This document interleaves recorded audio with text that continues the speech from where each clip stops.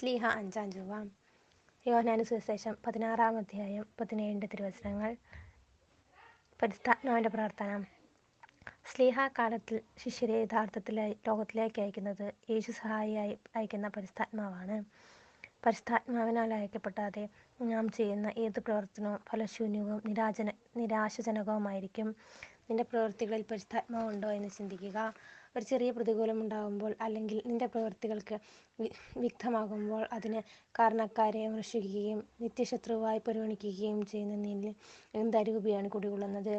ദൈവത്തിൻ്റെ ആത്മാവിനല്ല, നിന്നിൽ തന്നെയാണ് നീ ആശ്രയിക്കുന്നത്. ചപ്പുചവറായ ലോകത്തിലെ പ്രശംസയാണ് നീ ആഗ്രഹിക്കുന്നത്. എൻ്റെ കർത്താവായ യേശുക്രിസ്തുവിനെ പറ്റിയുള്ള ജ്ഞാനം കൂടുതൽ വിലയുള്ളതിനാൽ സർവവും നഷ്ടമായി തന്നെ ഞാൻ പരിഗണിക്കുന്നു.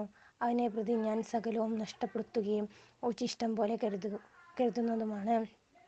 പൗലോസിനെ പോലെ നമ്മിലുള്ള ലോകാരൂപി ഉപേക്ഷിച്ച് പുതുജീവൻ പ്രദാനം ചെയ്യുന്ന യേശുവിൻ്റെ വാഗ്ദാനമായ സഹായിനെ സ്വീകരിക്കാൻ നമുക്ക് സാധിക്കും.